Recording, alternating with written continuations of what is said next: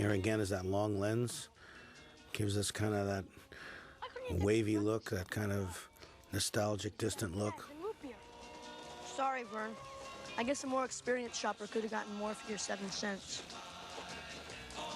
With our stomachs rumbling, we pressed on toward the Royal River. This shot is one of my favorite shots in the whole film. It's something very poetic and beautiful about it. The whole notion of railroad tracks has a romance to it. And then the water tower there that's leaking, and just the beautiful setting there in Oregon.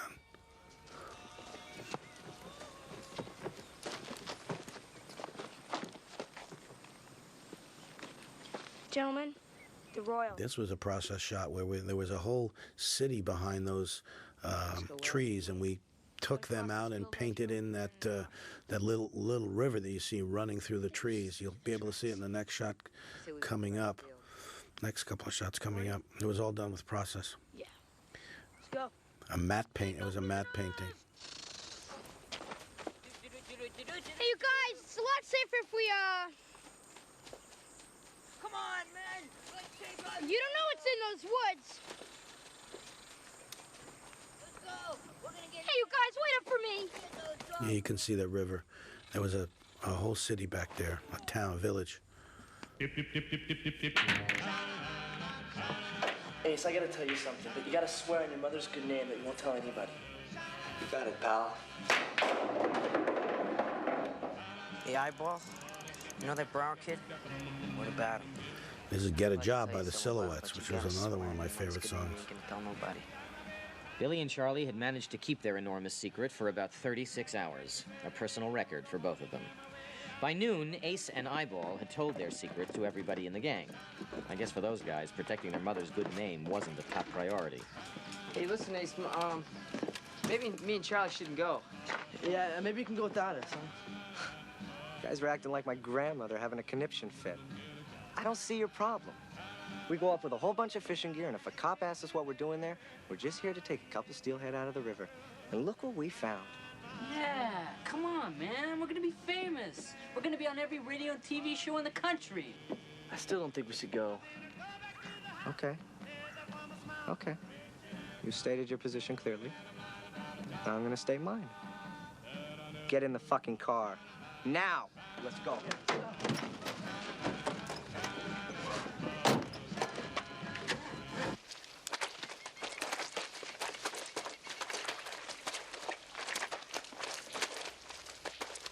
This sequence coming up where the boys try to cross this stream and they get the leeches on them.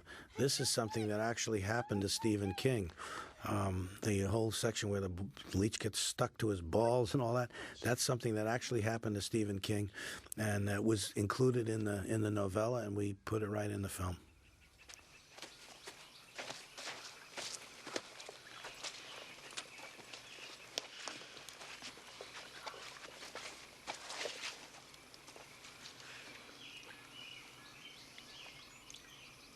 How are we supposed to get across this? We'll use you as a raft. Very funny.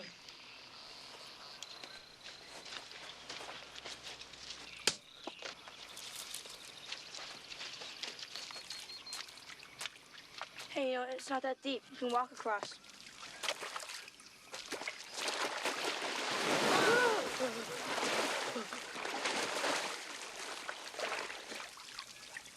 Told you we should have stuck to the tracks. Is it me, or are you the world's biggest pussy? I suppose this is fun for you. No, but this is. Stop that!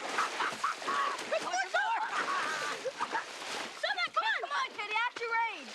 This is my age. I'm in the prime of my youth, and I'll only be young once. Yeah, but you're gonna be stupid for the rest of your life. Oh, Chambers. You just signed your own death warrant. You die, Chambers! Did you get up? Get him! Get Bert! Bert says you die! Come on, Teddy, you're gonna die! Oh, please! Hey, where do you think you're going, LeChance? Yeah, LeChance! Come on, you guys.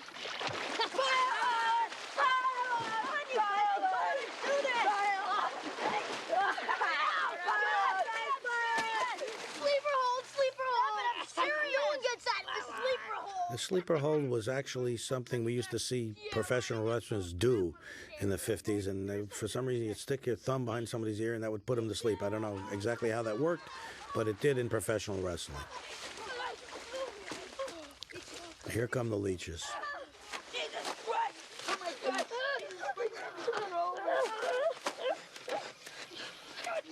Get him on! Lay off me! I'm done! Hey, Cordy, man, there's someone on your back. Get him on! Get him on! Get him on! They're on your back! Are they on mine, man?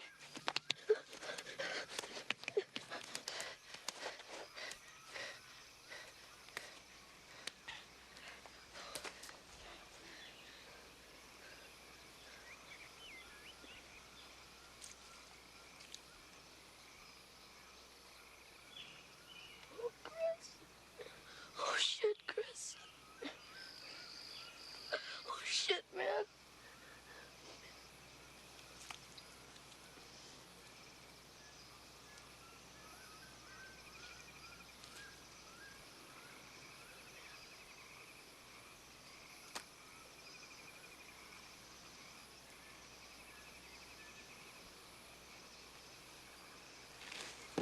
Gordy, man, are you okay?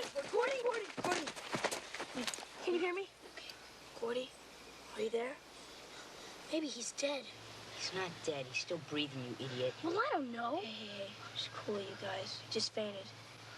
40? God, I never met anybody who fainted before. I just love that line. That was a line that Andy Scheinman came up with. A lot of the funny lines in the film Andy came up with, but Okay, Gordy. I never met anybody who fainted before. Let's go. They never met anybody. They never saw a dead body either. And that's one of the beautiful things about young people, and that, you know, you just haven't experienced that many things. You're on the age of becoming a man and becoming a teenager and older person, but you still haven't experienced a lot of life. You eat shit. Hey! I think Chris is right. Let's go back. Oh, what a surprise. The king of the pussies wants to go back, too. Stop calling me that. What, pussy? Stop it. Pussy? Stop, pussy, pussy, pussy, You pussy. four-eyed psycho. Get out of me. Out. Shit. Hey. Do a flinching. You like it? You like it? Do a flinching. Do a flinching. You like it, Teddy? Come on, you guys. Break it up. Break it up. Stop it!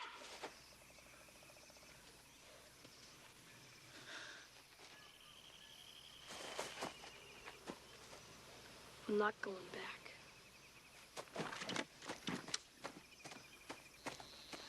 Idiot. Shut up, retard.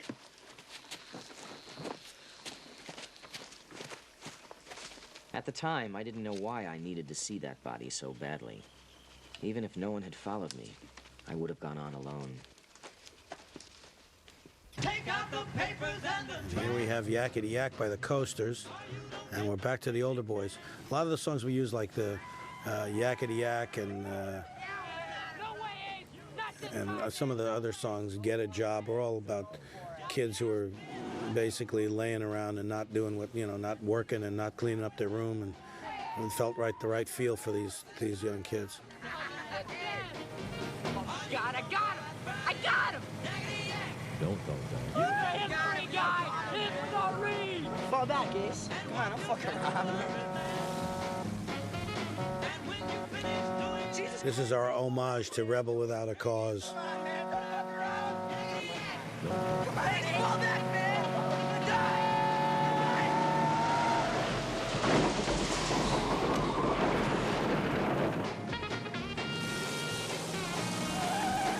Shit, man. Shit. I won. You let him beat you, you cock knocker. I never heard that expression before in my life, cock knocker, but that was something that was also in the book. Stephen King had his own youth and his own background. He had some great phrases, too, that we used. Teddy, Yeah? this the back Harlow Road? Yeah. There's a great story that goes with this that I'm going to share right now. It's going to take a while to tell, but it's worth telling. This whole sequence, we wanted it to be overcast and the wind blowing when they found the dead body. And that day was perfectly still. There was no overcast. It was a sunny day. We silked in virtually half of Oregon to get this overcast feel, and we brought in every wind machine, every fan in Hollywood up to make the wind blow and everything. And just when we were about to shoot the shot, we had monofilaments stuck to the bushes, and we had different production assistants holding onto the monofilaments to move the bushes. And on the widest shot, this shot here that you're about to see, there was a bush over in the corner, the right-hand side of the screen. If you look at it over there, you can see it. And it wasn't moving. And the machines were revving, and you couldn't hear yourself. And over a bullhorn, there was a woman named Carol Bonifil, and she was the one that was responsible for that bush over on the right-hand side of the screen. And just as the camera was rolling and the boys were coming down, I was saying, look, that bush is not moving. And the assistant director, Irby Smith, screamed at the top of his lungs over a bullhorn, and he yelled, "Carol, yank your bush!" To make sure that it was all moving. And that, of course, stopped production for about 10 minutes. We were screaming so loud we couldn't move on. But in the midst of this incredibly serious moment, that funny thing happened. And then this scene that you're about to see was a very emotional scene, and I actually wrote this scene by myself in a hotel room. Again, the night before we shot it. It was a very personal scene to me, and it was all about a little boy not thinking that his father loved him and was all upset, and was able to share his feelings with his friend and draw strength from his friend at a time when he was really questioning his own abilities and his own self-worth. And this is something I wrote by myself, and as I wrote it in my hotel room, I actually was crying as I wrote the scene. I don't know. It should have been me. Don't say that. It should have been me. Don't say that, man. I'm no good. My dad said it. I'm no good. He doesn't know you. He hates me. He doesn't hate you. He hates me. No, he just doesn't know you. He hates me. My dad hates me. He hates me. I'm no good.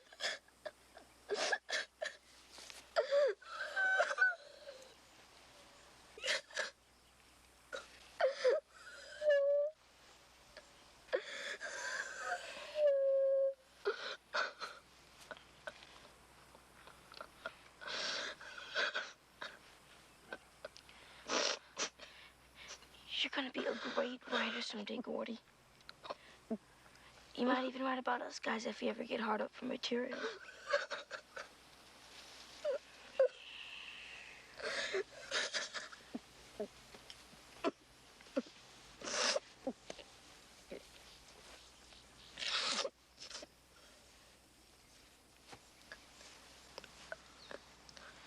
Guess I'd have to be pretty hard up. Huh? Yeah. What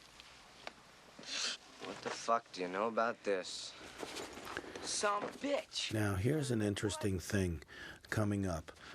In this sequence, when there's this standoff between the older boys and the younger boys about who's going to take credit for finding the body, you'll notice that at the climactic moment, Gordy picks up a gun and shoots it. Now, in the book, Chris was the one who had the gun, and Chris was the one who held them off with the gun. But we felt that since the focus of this story was really more about Gordy's character and Gordy coming to grips with his own feelings of inadequacy and with a relationship to his father and being made to feel good by the strength that he got from his friends, this really was about Gordy finding his own strength. And so we chose to have Gordy pick up the gun and hold the older boys off. And this was an idea that Andy Scheinman again came up with. And interestingly enough, when Stephen King first saw the film, he watched it privately we were all nervous about how he would react to it. And after the screening, he couldn't talk. He was speechless about it, and he had to go away and came back a half hour later and said it was the best thing he had ever seen of any of his books up till that point that had been adapted to film. And he said it was so emotional because it was so personal to him. This was his life. And he said, and the one thing that you did which really knocked me out was that the fact that you had Gordy pick up the gun, which is something I never would have thought of. It was so much better than what I had in the book. And what a great feeling it was as a filmmaker to know that Stephen King not only felt good about what had been done on film, but actually even felt better than some of the things that he had written in his book. Split. They're not taking Come on, him. man, this is crazy. They're not taking him. He's got a knife, man. Ace, come on, man.